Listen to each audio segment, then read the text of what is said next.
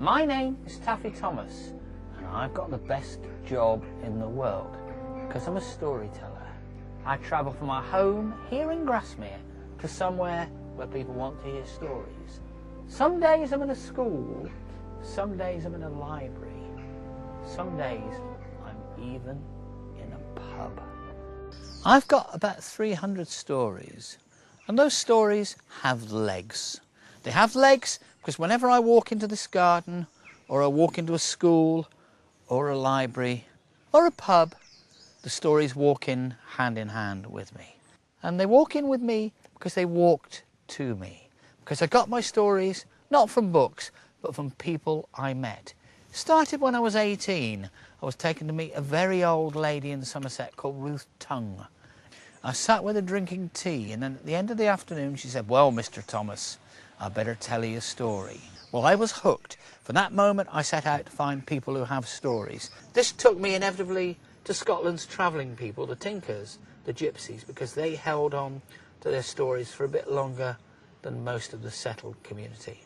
It took me to people like Betsy White and Duncan Williamson and Sheila Stewart and Stanley Robertson. Now, Duncan Williamson died in his 80th year, but the last time I spoke to Duncan, he says, "Taffy," he said, "if you tell someone a story, you never die, because that story will outlive you."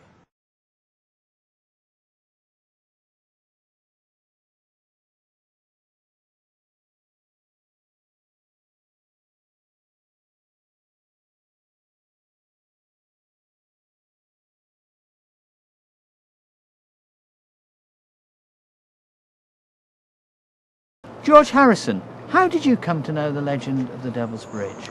Well, it was told to me by my grandfather, and he got it from his grandfather. So it has been in the family for generations. And the legend is, the legend of the Devil's Bridge happened like this.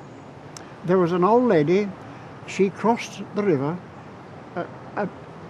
over an old wooden bridge about a quarter of a mile upstream, and she crossed the river with her little dog called Charlie. And Charlie was a little fat spaniel.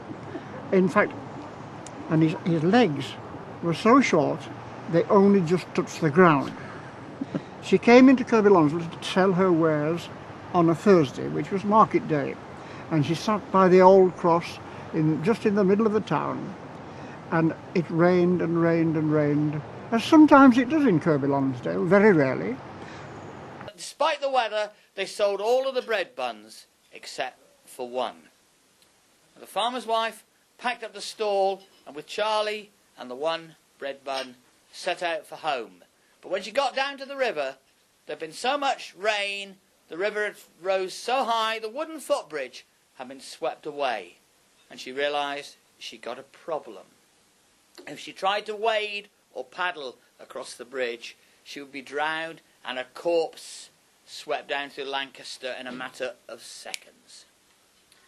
How could she cross the bridge? So she lay down under a tree to work it out. As she lay there was a flash of light and a puff of smoke, and she looked. And who should appear but the devil? The devil said, "What's the matter with you?" And they already explained that she had to get home and do all this work that there was when she got home, and she couldn't get home because the bridge had been washed away. Oh, well, he said, "Let me think a minute. I can build a bridge overnight. I can't start now, but I'll build a bridge overnight, and in the morning you will be able to get home." Oh, she said, "Well, that's champion." Well, she would say champion because she's a Yorkshire lady, you see. She said, "That's champion." So the devil said, "Right, well, I'll build the bridge for you if you make a bargain." So the farmer's wife said, "What is the bargain?" And the devil said, "The bargain is this. If I make you a bridge, the soul of the first living creature to cross the bridge comes with me to burn in the fires of hell." Well, the farmer's wife looked down at Charlie the dog sitting there and had an idea. She patted Charlie on the head, and she now lost the ears and the love of every dog owner in the audience. Anyway, The devil put on his apron and he set up on the fell side collecting rocks. In fact, he collected so many rocks that his apron strings broke. Now I can see you're not sure whether to believe me or not. Just had you go annual trip, a tiny bit east into Yorkshire from Kirby Lonsdale. On the fell side in North there's a semicircle of rocks called the Devil's Apron. And even the people who live there don't know why it's called the Devil's Apron, but I knew, and now you know.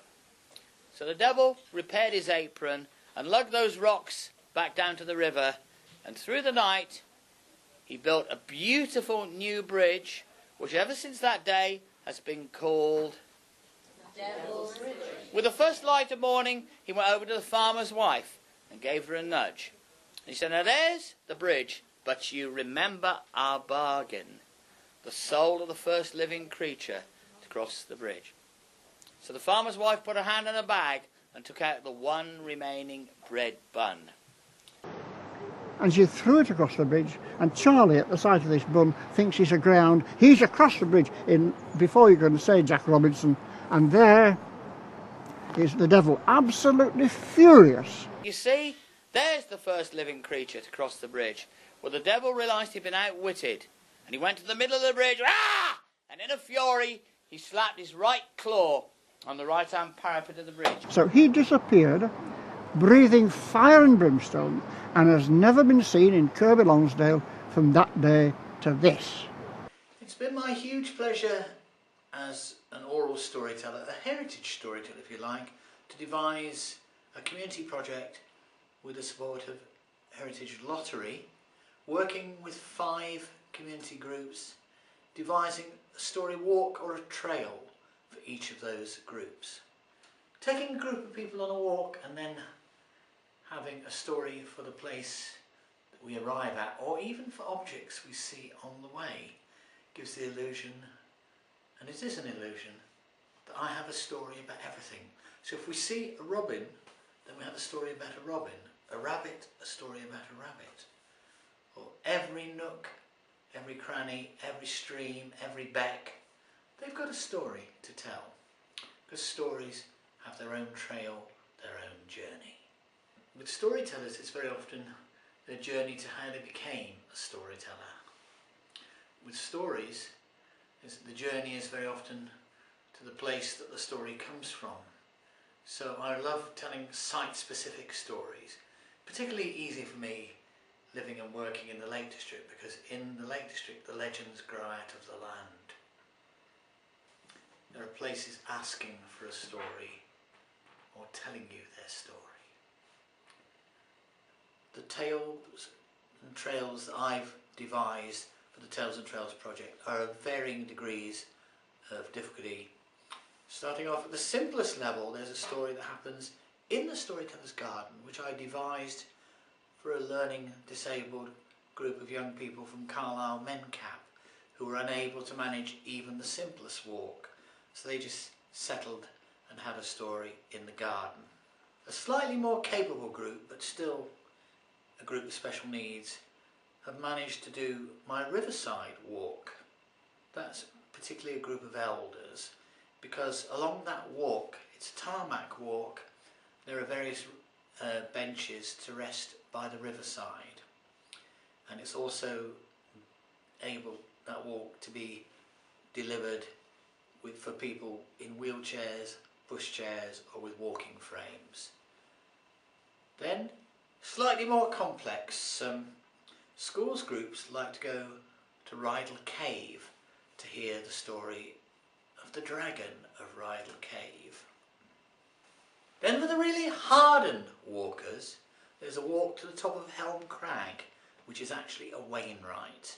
And at the top of Helm Crag, a group of my storytelling apprentices tell them the legend of the King of the Birds.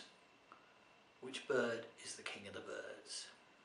Even in these modern times, I'm optimistic that people are turning to the heritage of oral storytelling, because if you switch a television on, the television carries on whether the person sitting in front of it is laughing, crying or even dead.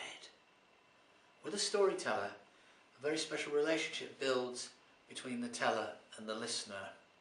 And that's an ever-changing relationship, because the listener feeds from the storyteller, and the storyteller certainly feeds from what he or she get back from the listener.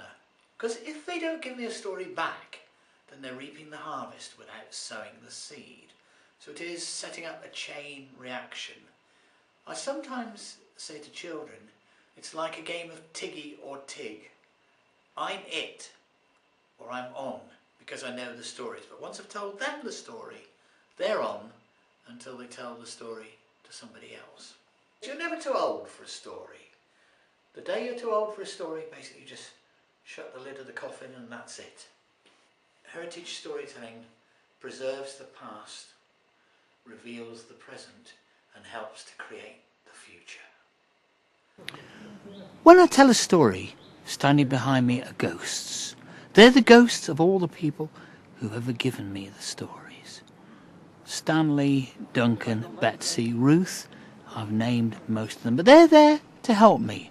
And the time is approaching when I shall be the ghost behind the next generation of storytellers, helping them to tell stories that they've found from me. Because if the stories were presents to me, then they're presents from me, presents for future generations.